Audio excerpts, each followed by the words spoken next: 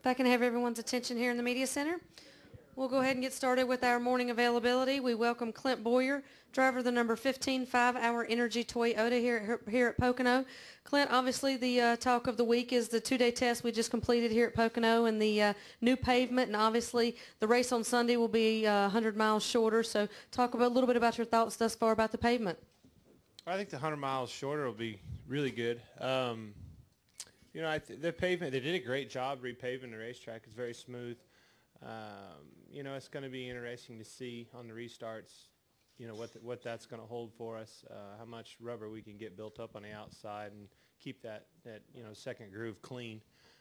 But passing's going to be difficult, as it always has been here, though.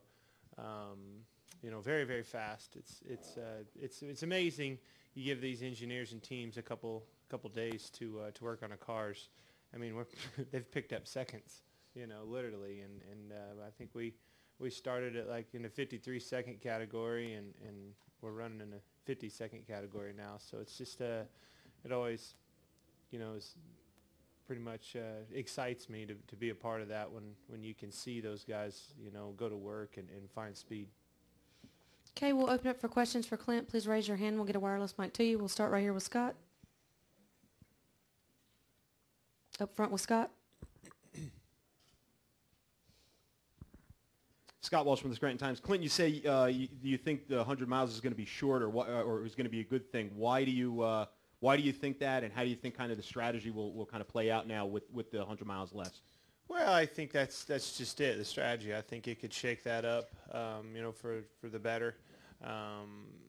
You know, this track has become it's been a fuel mileage, you know, race in the past, and a little bit shorter race could shake that up. And it just seemed like this is a track that we got strung out, and it was just a bit too long. You know, hopefully a shorter race will create some excitement within that, and we can put on a good show for the fans. Okay, we'll take our next question to the left from Jim. Jim Noble, ESPN. How much of your focus is on turn one with the speeds you're carrying into that turn, the fact that the groove is still pretty narrow down there? How much of a worry or how much attention of yours is that particular place getting? Well, you definitely make sure the brakes are working condition before you go out. You're sailing it off in there at a pretty good clip. You know, one has some banging to it, you know, and within that, the car takes some load and feels secure. You know, getting into three, actually, for me, it's flat. You're carrying a lot of speed over there, and the car can really, you know, step out from underneath of you. And there's no banking to hold you if it ever did slip. So if you ever get up out of that groove, get in you know, the dirty part of the track, you're going to be in trouble in a hurry. I would say, you know, if in my opinion, if there's some cautions Sunday, I would think that it would be in turn three, cars trying to get underneath each other, getting each other loose, getting them up in a dirty part of the track, and, you know, getting somebody in trouble. Okay, questions for Clint? Okay, we'll take one up here from Reed. There's no grip patch in turn three anymore. No cushion. Reed Spencer with NASCAR Wire Service. Clint, you're already 2 seconds under the previous track record here. What's your best guess as to what it's going to take to win the pole here? I don't know. Something the size of grapefruits, I'd say. All right, I'd like to see somebody top that question. Okay, we'll take Brian in the back, then we'll come back up to Nate. I'm not going to try to top it. But you've got kind of a situation similar to this next week. The schedule is similar with you know, a couple days of practice, and then you're getting into the regular routine all weekend long. But you know, tell me a little bit about how this back-to-back new track weekend deal is going to work for you, and how does it affect you? Well, it's, you know, I guess for me personally, you know, this week's just been busy with the prelude and everything, the two-day test here. It's just kind of been a pretty chaotic week for us in my camp. But, you know, for the what we do for a day job and, you know, the Cup Series, these tests and things like that, I mean, as a young team, as we are at NWR and in our 5-Hour Energy Toyota on the number 15 side, it's good. You know, these are good test sessions for us. Good chance to get caught up and work with one another on testing. You know, that's something that we used to take for granted, and there's just they're pretty few and far between. Michigan, you know, it's going to be other weekend just like this. It's going to be very, very fast. Speeds are going to be through the roof, and you know, you're just going to have to work on a good balance. When the speeds are like that, you have to have a good balance. You can't be loose. You can't be tight.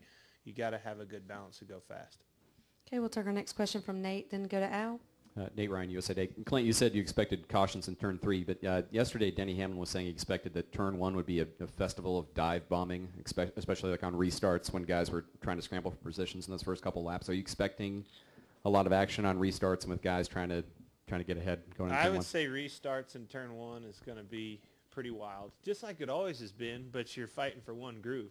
You know, you could slip and slide around and move up, and you know, that's the difference is now there's one groove that we're all going for. Probably 5 wide going for it. Okay, go ahead with your question now. Yeah, Clint, Al Pearson, Auto Week. Right now you are in the chase. You're on the cut. How many wins will it take for you to maybe breathe a little easier, to not have to worry about being right there at 10th? Oh, man. Crazy thing is, I think we're 2 points out of 8th. You know, but you got to win. You know, I mean, that's to be something in this sport, you have to win races, and you know, I think it's going to take you know, solid to be solid in the points, and probably a couple wins at least. Yeah.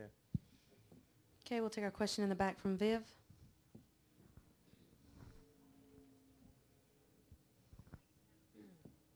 Viv Bernstein, NASCAR.com. When you see Jimmy Johnson doing what he's doing and Hendrick overall doing what they're doing, is there a collective oh no in the garage, and how do y'all approach that when they're on this kind of run? Yeah, absolutely. You know, when they get on a roll, they've proved that they can ride that way for a while. You know, I think they've certainly found something here and found some speed in their race cars. I mean, last week I was running 5th, and 4 of them were in front of me at one point. That's not a very good feeling. You know, just obviously forces everybody, just like they did a few years ago, to work harder and catch up. Additional questions for Clint? Okay, we'll take one over here to your left, then come back up to Jim. Right here. Tammy Allman with GarageTalkLive.com. With the new track surface this weekend, will any of your previous notes and setups help you, or with the new surface will you have to start fresh with everything? Well, I mean, obviously you can get away with a lot more. The track's smooth. You know, you don't hit the bumps like you did in years past and have to worry about stopping a car and not hitting the racetrack. So there's definitely things that you work on differently than you used to, but same principles apply. You know, as much faster as it is, you can't really pinpoint exactly where it is. You know, you shift in the same places, you downshift in the same places, you upshift in the same places, you enter the corner, and you know, your same lifting point getting into 1 is still the same lifting point in a 2, and so on. I mean, it's just you get to the gas so much harder, you can lean on the car, you know, so much harder, and probably use a little bit less brake. I mean, but feel-wise, you know, you used to, for me, it felt faster before because you were bouncing around, the thing was jumping sideways, and you were still running 200 mile an hour. Now it's running 15 mile an hour faster, but it's pretty smooth and pretty under control. Okay, we'll take a question from Jim, then go to Lee. Jim Hunter, Show Observer. This might be a question better asked when the season's over, but... Well, let's wait then. I'll ask you again. What would be your best guess when you look at a shorter race distance and new pavement at 2 Pocono races, new pavement at 2 Michigan races, and whatever ends up being at Bristol? Collectively as a group, do you think those 5 races will end up having some sort of larger than usual impact on this season? Yeah, I don't think so. You know, it's going to come down to the same things to win this race this weekend. Is you're going to have to qualify good, but you've always had to qualify good here. Track position is very important at a big racetrack like this where we're carrying those high speeds. You're going to have to keep yourself in track position all day long, not only to start the race, but to, you know, your pit strategy through the course of the race. I think you're going to see a lot of staying out, fuel only, things like that, just like we saw at Charlotte when they repaved that. You know, the tire's very hard. It keeps getting faster and faster. I mean, in test, every time you go out, the thing would get faster. You know, so I think you're going to see a lot of long runs, and I think you're going to see a lot of people, strategizing to set themselves up for the end of the race, because you're going to have to be in track position. So it won't necessarily be all that different. I don't think so. Final question from Lee. We'll just get there faster. Lee Spencer, Fox Sports. Are you surprised that RCR has struggled this season to, just really break through as strong as you guys were last year? Well, I'm not there anymore, so. I know, but obviously you see what they do. Yeah. Well, I mean, it is what it is. I guess you never, wish bad things upon anybody, but if you're not there anymore, you don't really care as long as they're behind you. Yeah. Thank you very much for your time today, Clint. Good luck this weekend.